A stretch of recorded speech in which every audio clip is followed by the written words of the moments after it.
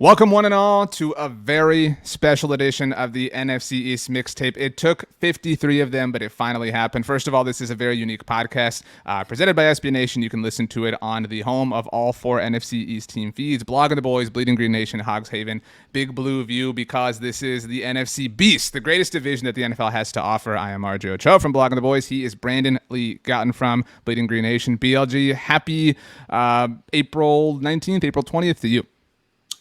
RJ, I can't even come up with a creative intro, little monologue here because we have some very special guests on the show today. I don't want to waste their time.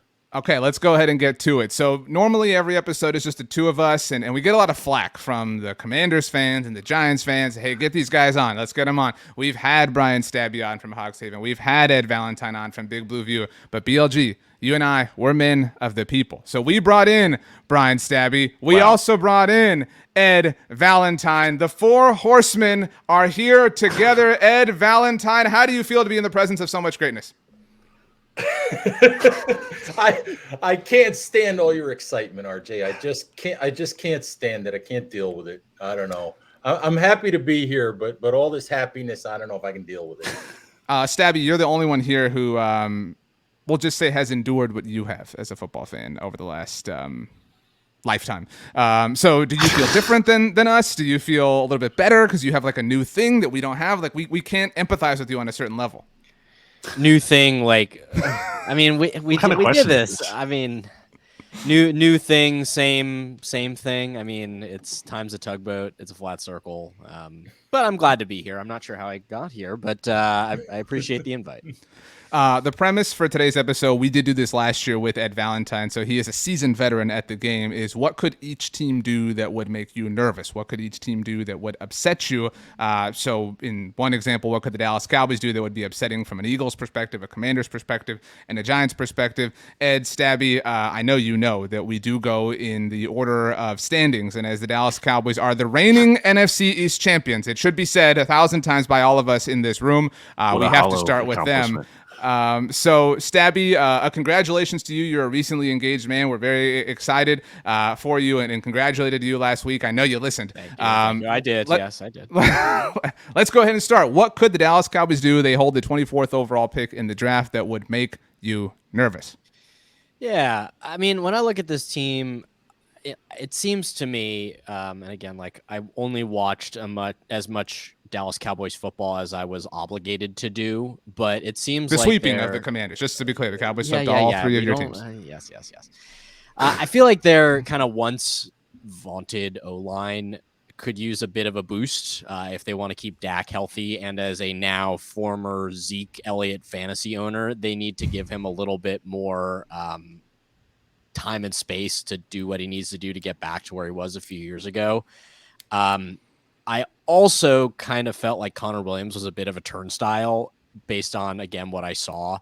So I could see them going inside lineman here. I'm not a big like O-line tape eatery type guy, but sort of based on where it falls, like the pick falls, I could see them going with like Zion Johnson out of Boston College or Kenyon Green out of Texas A&M. That could be a good fit.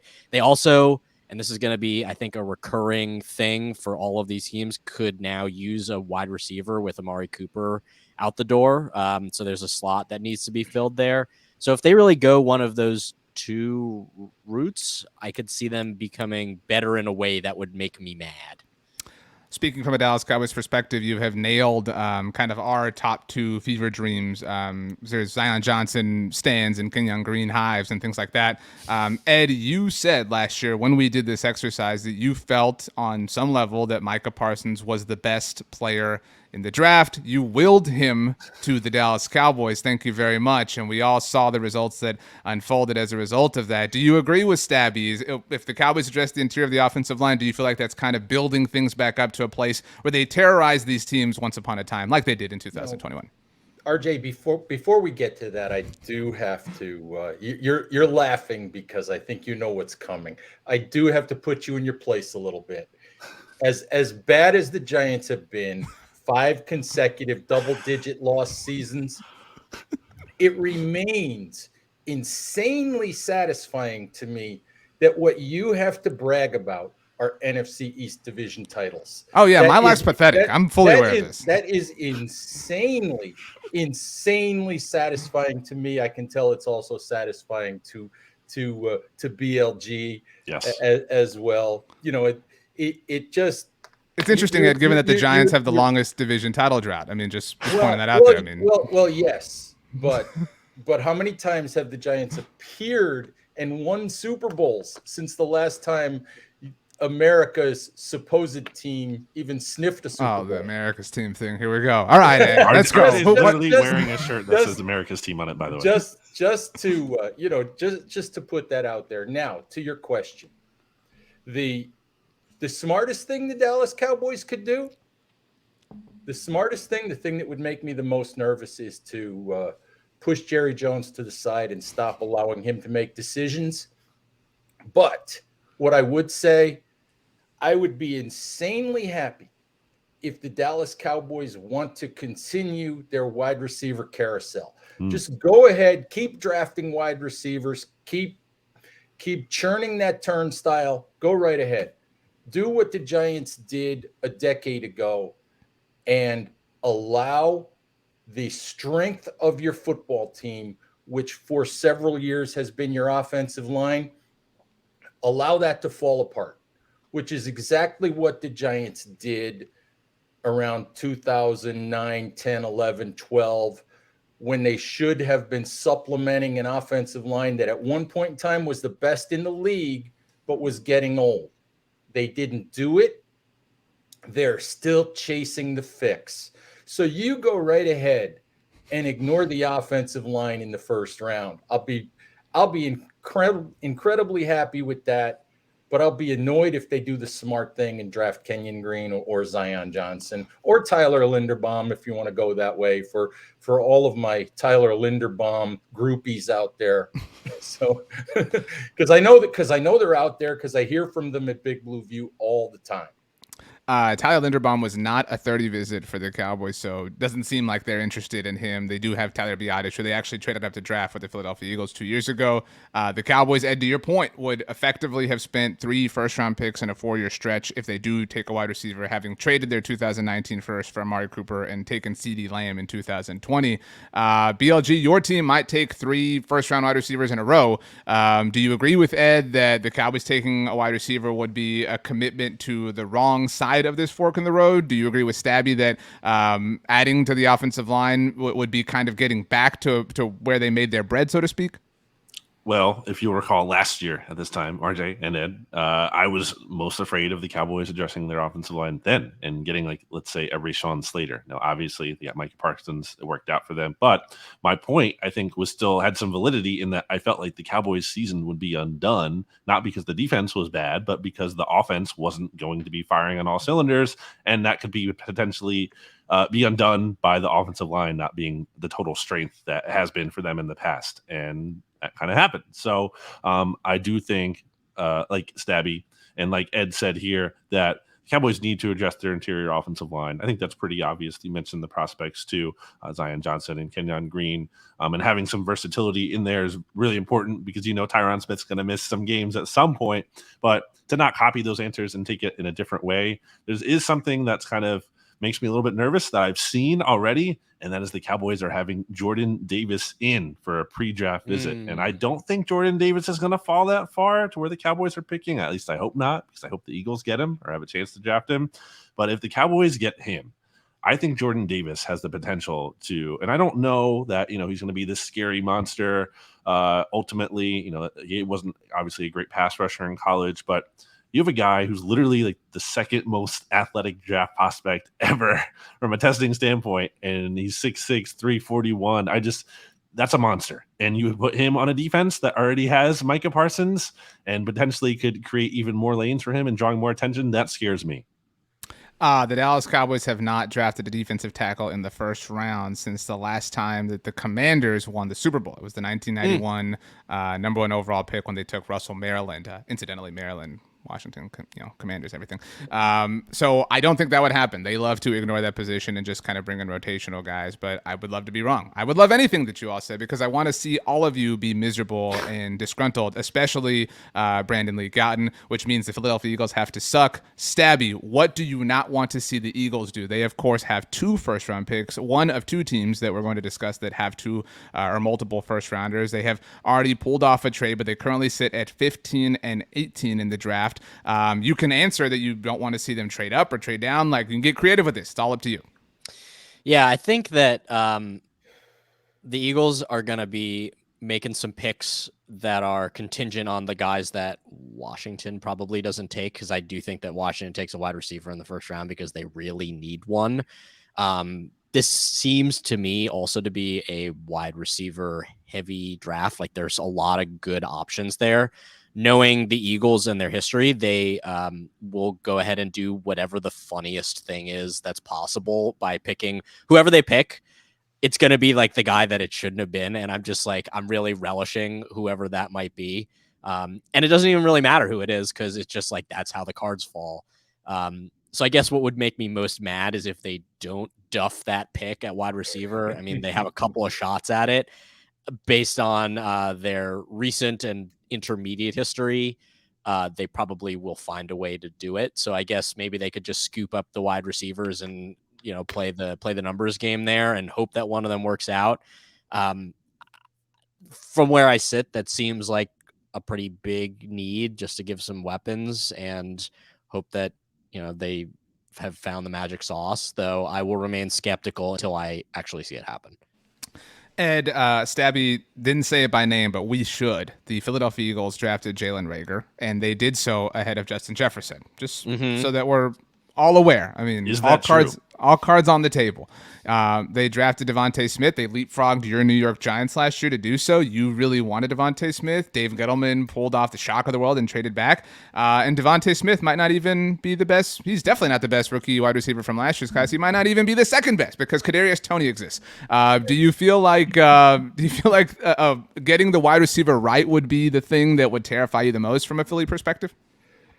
I don't know about terrify, RJ, but I will say that the Eagles have already done the thing that annoys me the most. That by making the trade that they made to pick up the second first-round pick in 2023, because, Brandon might not like it, but the Eagles are largely in the same spot that the Giants are in. Drag them. They may or may not be committed to Jalen Hurts. They're committed to Jalen Hurts for this year, but we don't know if Jalen Hurts is going to be the Eagles quarterback beyond 2022. They went and picked up that second first-round pick, which is what I'm hoping the Giants will actually do, depending on how the first round plays out, because we don't know what's going to happen with Daniel Jones. I mean, they want to give Daniel Jones an opportunity with Brian Daboll and Mike Kafka, and I don't blame them for that, because if you guys have studied quarterback hit rates in the first round of the NFL draft, it's like 33%. The NFL sucks at evaluating and developing quarterbacks. They legitimately suck in that category. They don't, it's other than drafting Joe Burrow and getting the first overall pick right, it's a complete hit and miss as to whether you get it right or not. And I don't blame the Giants or the Eagles for taking one more shot with the guy that they have. But both teams could be in the market next year. And the Eagles with 2 first-round picks are already in that spot that I would love to see the Giants in, with 2 first-round picks where they might be able to maneuver the board a little bit. And to your point, they not only traded back and picked up a future first, but of all the teams that have future first rounders already, and that list will only continue to grow, they hitched their wagon to maybe the worst team, right? Like the Lions have the Rams first round pick as an example, but New Orleans could very much be a disaster. We have no idea what they're going to do with the picks that they acquired from the Eagles. So I'm with you. And just to add on to that, to piggyback onto that, I would say that I would be really annoyed and really upset if they traded back. It's kind of annoying as somebody who roots for the team that won the division last year, that 2 of the 3 teams aren't even really taking it seriously. Like, it feels like the Giants and Eagles are both really patient about this, and neither team, sorry, Stabbe, is trying really hard to win, which is what makes the Commanders a lot funnier. Again, sorry, Stabbe. But again, it is feels funny. Like I don't deny that. I don't deny that. It's kind of boring. It's to be frank, it's boring that the Giants and Eagles are just kind of not punting, but acknowledging that this is a process that's going to take time. And so I'm upset to see them in that boat. I would be really miffed if the Eagles traded back again and maybe not picked up another future first, but picked up more capital, because I don't think they have a pressing need right now, Brandon. I think that they are in a fine spot to be somewhat competitive and maybe be a playoff team like they were last year and feel good about themselves, all while, building for the future in the process. That's annoying to watch.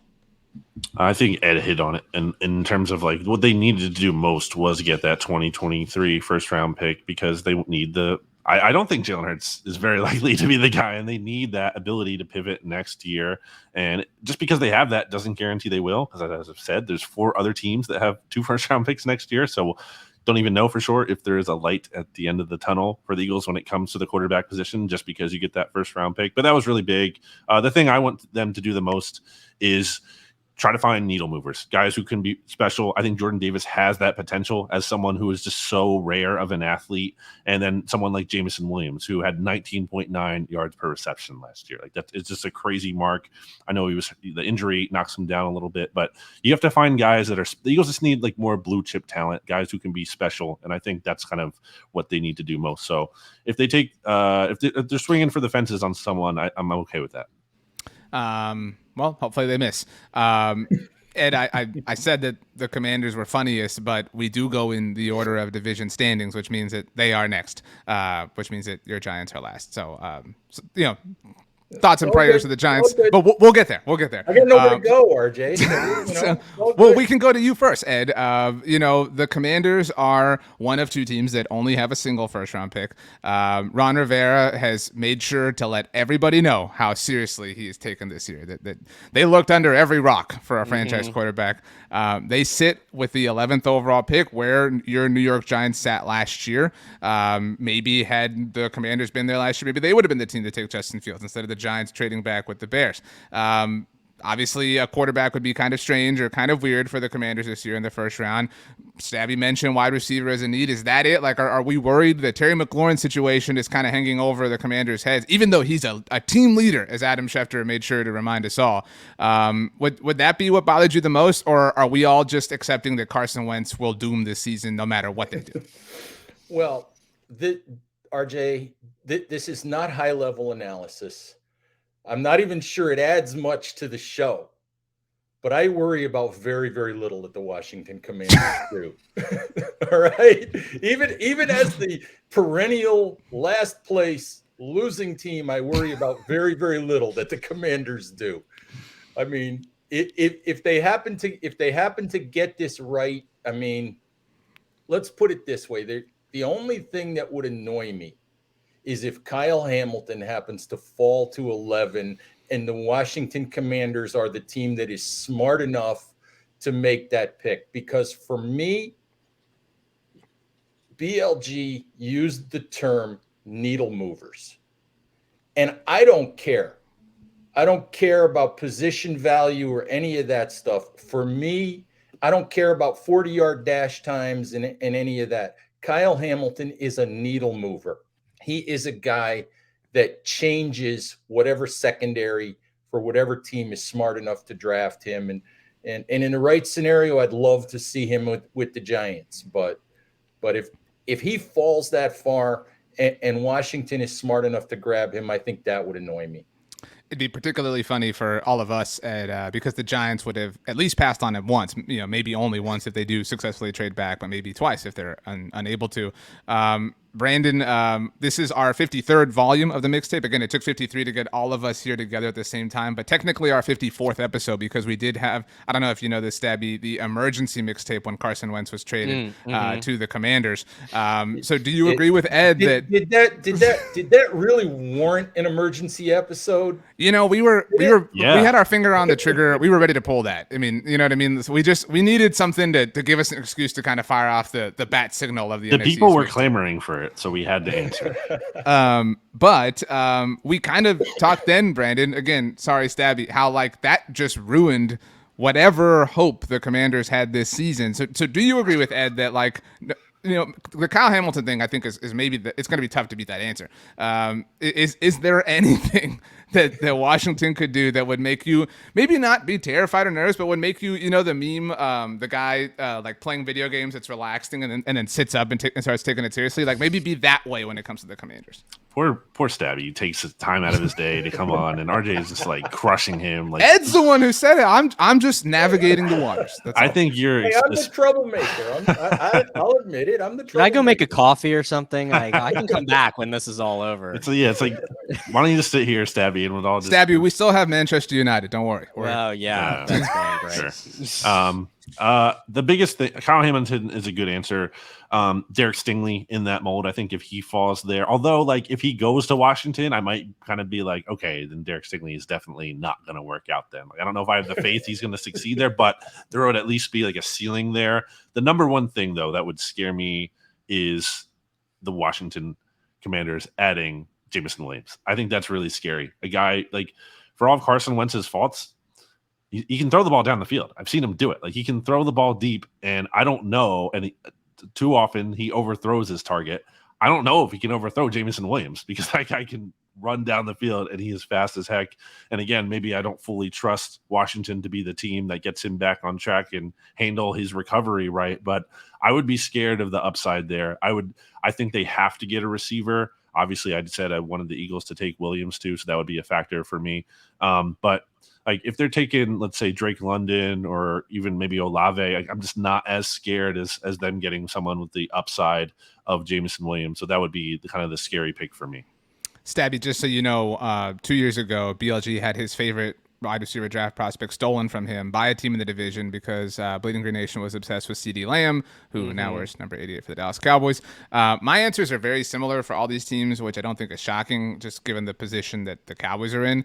I would be nervous, and I know it's easy, Stabby, to fall in love with a wide receiver, and just like that's the one, that's the guy. That happened with Brandon last year with Devontae Smith, and sometimes it works out, and you feel very happy about it all. But sometimes you adjust and you move on the fly. I would be bothered if Washington moved back and still wound up with, if it's not Jameson Williams, Chris Olave or Traylon Burks, still got somebody that could be a difference maker because, look, we make the Carson Wentz jokes.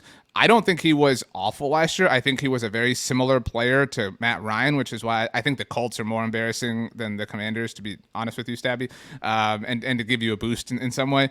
And so I think if you're the Commanders, you have to be all in at this point. You have to go all in, and it would be really frustrating if they did salvage something out of Carson Wentz's career and picked up future draft capital in the process. I think that's the phase that I am terrified about each of these teams being in, and Philadelphia is already kind of halfway there with future draft capital. New York is kind of halfway there with seemingly being on the verge of having future draft capital. It would bother me if I had to be tracking all of these picks in the future for every single team, knowing that the Cowboys are kind of on the downward end of one run while everybody else is loading up for another. I mean, I think it's one or the other, though. Like, either they put weapons in place around Carson Wentz to make him successful, or they trade back and add capital in the future. I don't think it's possible to do both. And I'm not going to give you the Stockholm syndrome, like, defense of Carson Wentz that I've come to, that mostly surrounds, like, future cap flexibility, which is really the big upside here. But yeah, I think when you look at Washington, you've kind of all hit the nail on the head. Like, there are wide receivers out there. I don't think anyone mentioned Garrett Wilson, though, because I also think he might be in that realm. But like, any of these guys would be good. Kyle Hamilton, people, that's like the one that Hogs Haven's fallen in love with. And, that safety linebacker thing. We've tried that before with Landon Collins. We tried it with Sua Cravens. It's sort of like the same type. I think if they go with him, they're hoping for different results. But yeah, like he's super fun to watch. And ultimately, when you're a Commanders fan and you're just looking for something good and fun, like you'll take good and fun guys, even if the fit's not there, just to like give you something good and fun to watch that just doesn't do the head and hands. We're talking memes and GIFs, just like the Stephen Colbert with like all the hands face palming. Yeah, I think you're right though. Like it's going to be on paper, like hard to say like, okay, well, this is the piece that moves them forward enough to like get them over the edge. But I think again, based on the high volume of available wide receivers in this first round, they'll probably get a guy who can fit that good and fun mold and at least will make them more watchable on offense. I can also guarantee Ron Rivera will say that was the player they had at the top of their board. Oh, for sure. Yeah. Yeah. Ron Rivera, low key. Doesn't every coach and GM say that? Yeah, but Ron Rivera makes it a point, Ed. He's like, Ron Rivera brags about like the silliest things. Like it's, think about it. Like only one coach in this division wears a Letterman jacket. You know what I mean? Like I'm not proud of my coach. You know what I mean? To be very clear. You were last year. Yeah, you were all in, and I was not. Who won the division? That's right. Y'all will respect Mike McCarthy's name. He has more NFC East titles than Nick Sirianni or Brian Dable. So these are facts. But anyway, did the Cowboys season end again? Speaking of Brian Dable, let's finally get to the New York Football Giants. Finally free of Jason Garrett and the spell that he casted over the offense. Ed, I will be very frank with you. There's nothing that the Giants could do that would terrify me. Kind of your Washington answer. But what BLG and I have talked a lot about on the mixtape is it is already frustrating, kind of like what you said about the Eagles, to see that the Giants are no longer operating in an incompetent way. The Giants are acting like an actual professional football team, very similar to the idea I think that they think of themselves as, and kind of the mirage that they have been living in for the last few years. I love the Brian Dable hire. I love the idea of what he can be for Daniel Jones, obviously given his success with Josh Allen. I love the Wink Martindale hire. I love everything that the Giants are doing. And so whether it's a trade back, whether it's blue chip prospects, the way you put it, if I have to surrender that any one of the fears that we're all talking about are going to happen, it's that I think the Giants are going to walk away with something that annoys me. And I've already, again, come to terms with that. I don't know what it is, but I feel very confident in that because I think that Joe Schoen deserves a lot of credit. I think that he has handled things very well this offseason.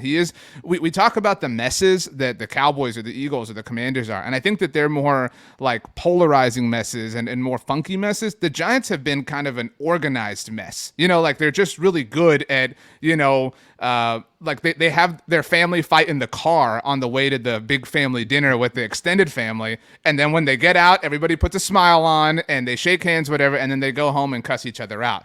Brandon, is that fair? I mean, as we set Ed up with all of our fears?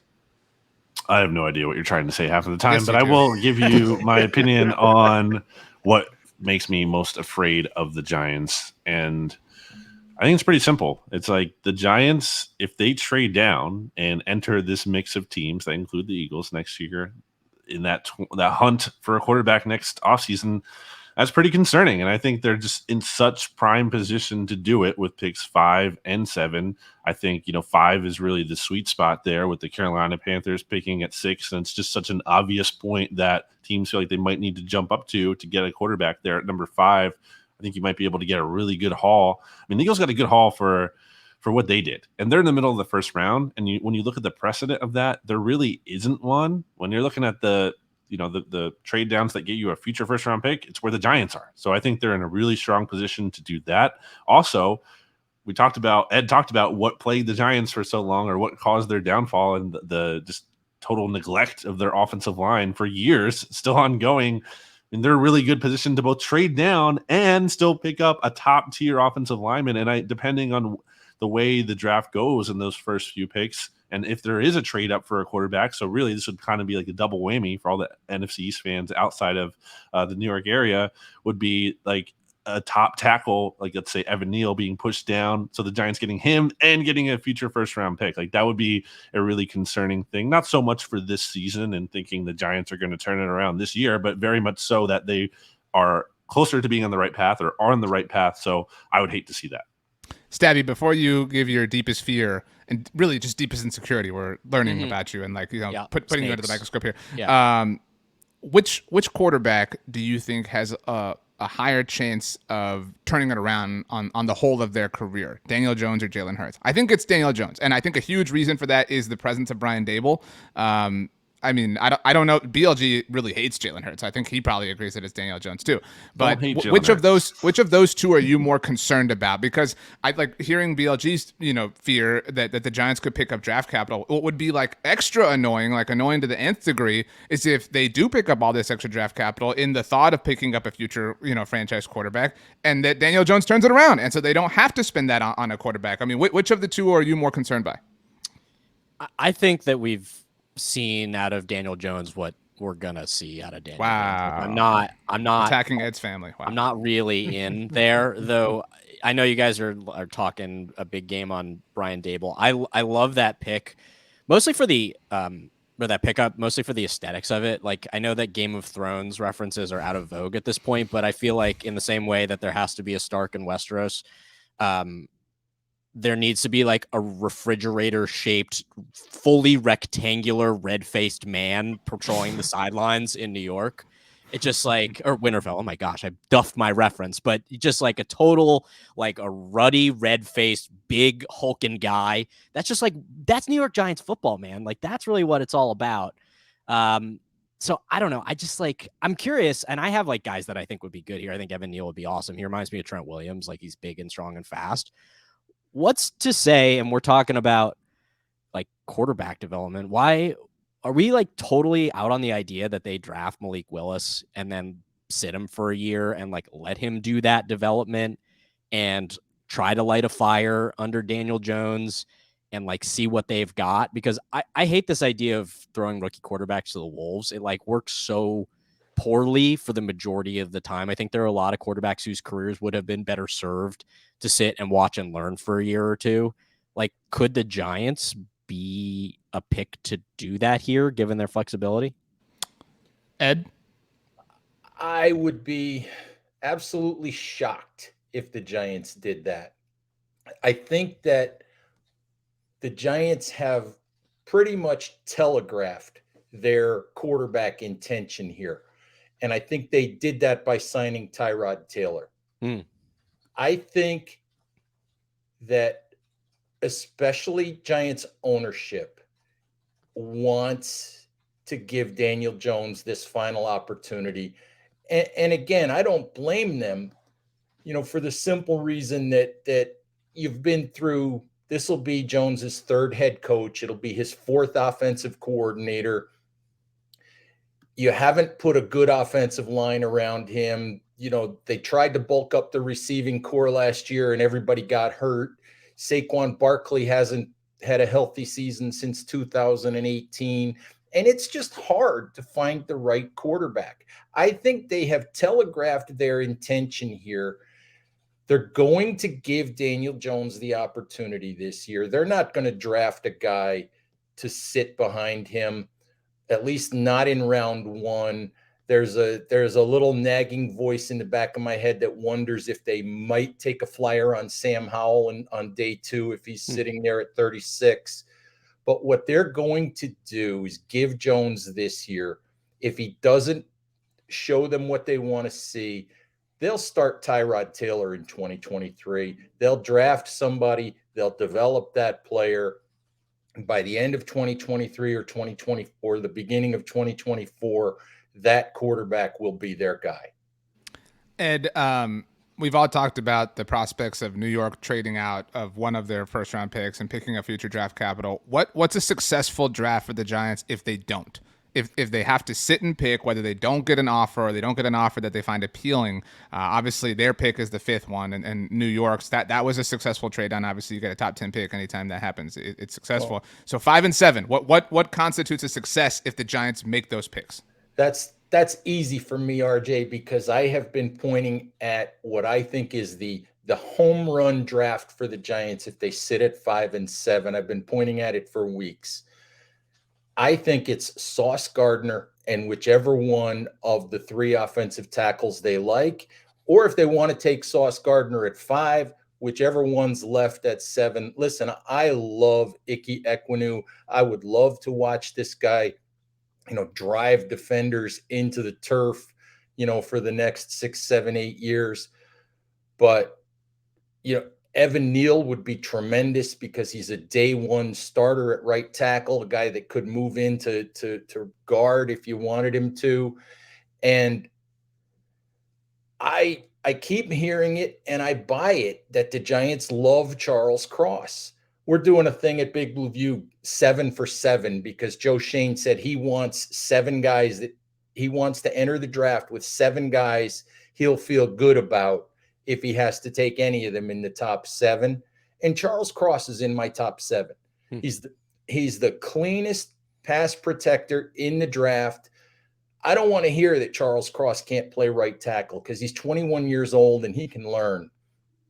And if you've really, really watched the tape, he hasn't done a lot of run blocking, but I've watched him drive guys off the ball often enough and get out in space and clear paths for running backs often enough to believe that he can. So for me, the home run scenario is whichever offensive tackle they like and Sauce Gardner, because Sauce Gardner is the perfect player for Wink Martindale. I really like that answer, Ed. In fact, you've inspired one of 2 final quick around the horn subjects that we'll touch on here on this special. I don't know, we need a word like BLG said. It's hard to come up with one. This quadcast. Yeah, this is an amazing edition of the mixtape. Home run scenario so that we can, hold each other accountable. We can say crap. That's exactly what Ed wanted, and they got it. That really sucks. We all have to deliver content after all. Mine for the Cowboys, because I know everybody cares, is one of the guards. If they walk away with Kenyon Green, that would be my preference of the 2, if anybody cares. Zion Johnson, if they walk away with guard help, I'm fine. I would love. We do mock drafts every Monday on the Blog on the Boys YouTube channel. We call them Mock Draft Monday. Nobody in this business does anything like that. And recently, we traded back with the Chiefs, obviously another team with multiple firsts, and still walked away with Zion Johnson and picked up a 3rd-round pick. That's my true fever dream is pick up. The Cowboys right now only have 3 picks in the top 100. Get another one, even if it's down near the very end, and still walk away with a day one starter at guard. That's what I want more than anything. Stabbe, what's your fever dream? Is it, Garrett Wilson? Is it Jameson? I mean, put a name, put a kind of range on us, and also plug something that you're working on like we're all doing because we're all shameless. My fever dream is that a bunch of Black Hawk helicopters go and fly over the Snyder compound, and then they all rappel in, break through the windows, grab him, and we just never see or hear from him. Well, that wouldn't even be the first storyline this year to involve helicopters, because we had the team store or whatever. So, I mean, I truly, when they were doing the team store thing and the helicopters, I still was so deluded. I was like, they couldn't possibly be stupid enough that this is all a misdirection. I'm totally far gone at this point. There is no saving me. From the draft, I don't know. We'll just say Kyle Hamilton because he rules. But again, Black Hawk helicopter situation is definitely the fever dream. And I don't know, what am I working on? We're still building out our little podcast over on Hogs Haven, the Cult of Colt. Me and my co-host Gumby. We have a good little time, mostly talking about crazy stuff like that. There's a fantastic pizza place in College Station where Kenyon Green and I went to school called Gumby's. So nice full circle, situation there. They have great pizza rolls. BLG, what is your thought on pizza rolls, and what is your fever dream for the Philadelphia Eagles? I can't believe there's great pizza down in Texas. College skeptical, Station, Texas, please. Skeptical, highly skeptical, especially the college campus. First of all, I just want to thank Ed and Stabbe for coming on, because it's good to see the listeners, because I've been reading Giants fans and Washington fans in the Hogs Haven / Big Blue View Apple Podcast sections being like, what's up with these? You guys get crushed. Yes, you guys get crushed in the comments there. Yes, you do. I love all these teams, just for the record. And if they're listening and they want to give us feedback, that's fine. I'm not saying they have to sing our praises, but look, we're trying to be fair. I think we try to be fair. I think you can't say, we might rip on teams, but I rip on the Eagles all the time. So it's not like I'm just being a homer over here. Anyway, my dream situation for the Eagles would be them getting Jameson Williams and Jordan Davis in some combination at 15 and 18. I think that would be great. I think the upside with those guys is worth it. You look at defensive tackle, that's kind of like a sneaky need for the Eagles in the sense that Fletcher Cox shouldn't have been brought back at $14 million in the first place, but he is, and he'll be a free agent after this season. Javon Hargrave will be a free agent after this season, so they need more on the interior there. And then wide receiver, again, their top three guys right now are Devontae Smith, Quez Watkins, who I like, but is probably ideally more of a 3, and Zach Pascal, who was signed for $1 million basically contract, and really you don't want him long term, especially as your number 3. So to get Jameson Williams in here, just why not load up on Alabama wide receivers, Devontae Smith and Jameson Williams? That would not be the worst thing you could do. So hoping for that. And as far as content, obviously just keep it tuned to bleedinggreennation.com. So many good things happening all the time, in addition to the podcast feed as well. RJ, what about you? I already gave this answer. You would know if you listened to I the don't show. listen. Sorry, forgot. So say it again. I want to hear it again.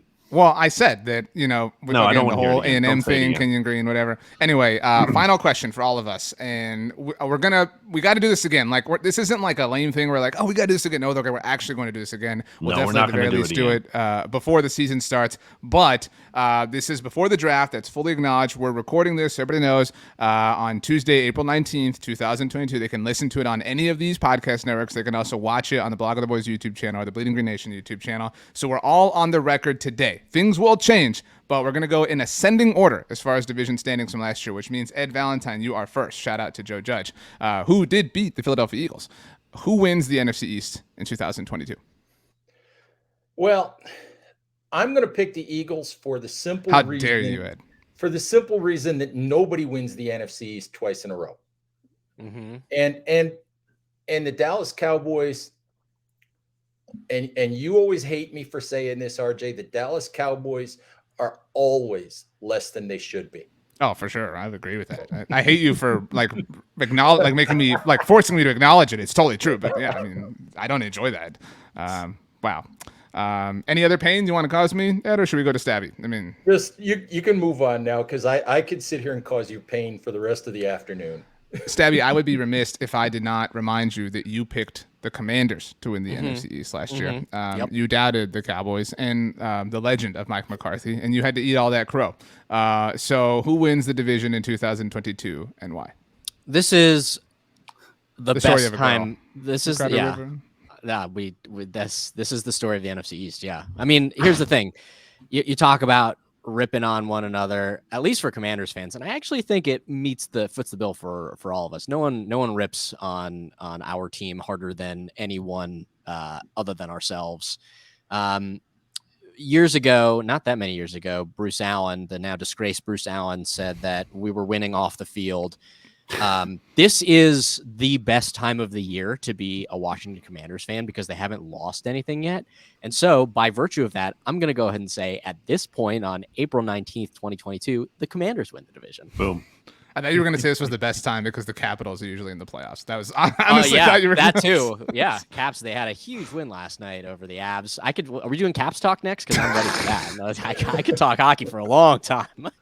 Okay, so we've got one vote for the Eagles, one vote for the Commanders, both in earnest. Brandon, your vote next. Who wins the NFC East in 2022? I want you to go first. No, we go in ascending order. The Eagles were second last year. I'm sorry. But I still want you to go first. All right. I'll take the Eagles, and it's not a homer pick because it's not because I think they're going to do much of anything if they make the playoffs, but by virtue, as Ed pointed out, of there never being a repeat NFC East winner. And not just that, but also because there are very clear indicators that the Cowboys are set to take a step back in 2022. When you look at, Micah Parsons, his production, and Trayvon Diggs and his production, and, the health of the Cowboys, and just a lot of, and then them losing a bunch of players in free agency.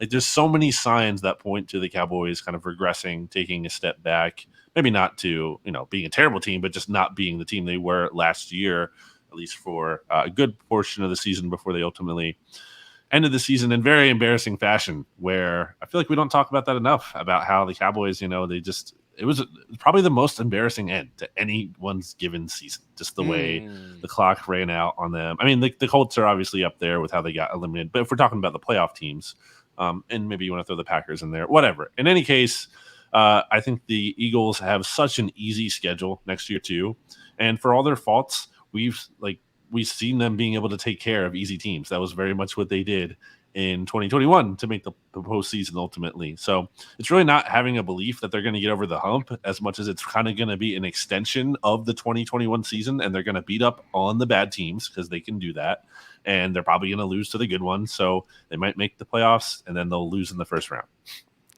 All right, so I'm be honest. You all are going to hate my answer.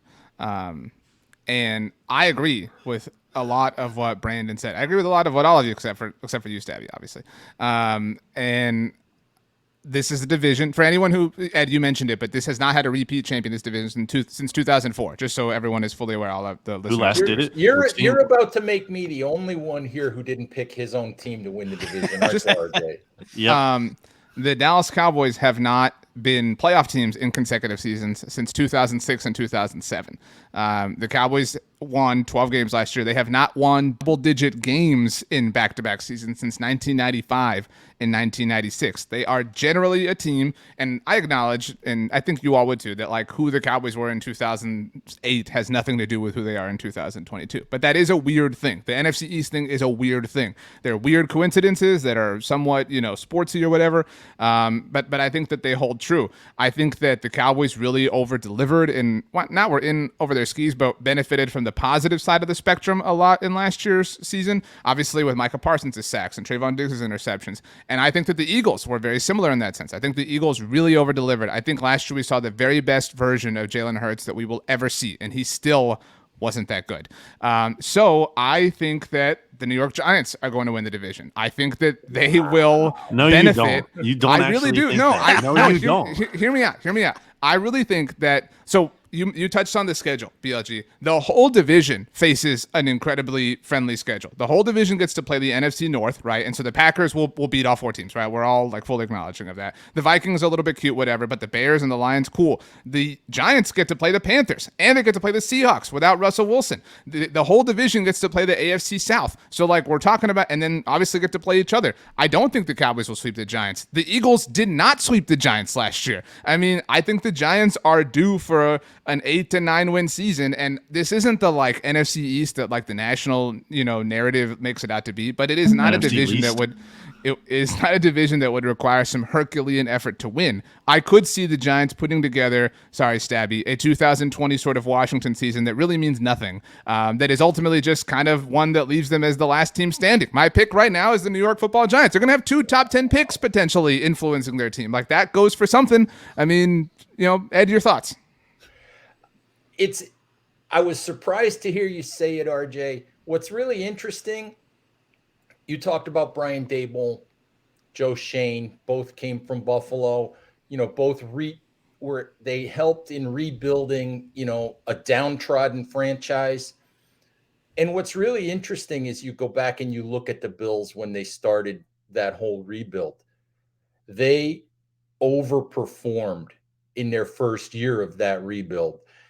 And that's exactly what that would be. That would be having a year beyond expectations.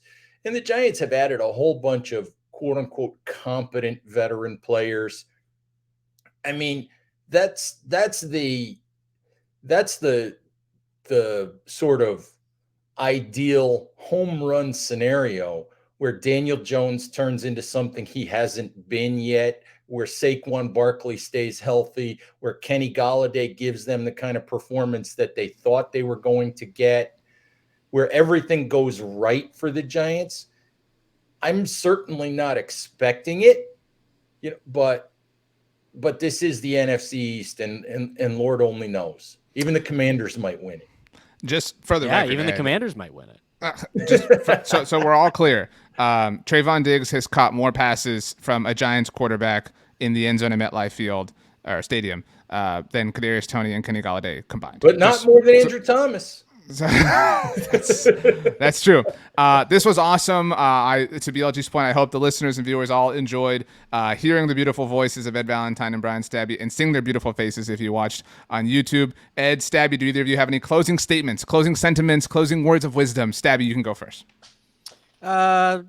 thanks for having me on again, guys. I do think this is a ton of fun. We should do this again. I'm more than willing to show my ass and have rampant homerism. And I, again, didn't really put up too much of a fight on anything anyone said here. So, that's really kind of all it comes down to.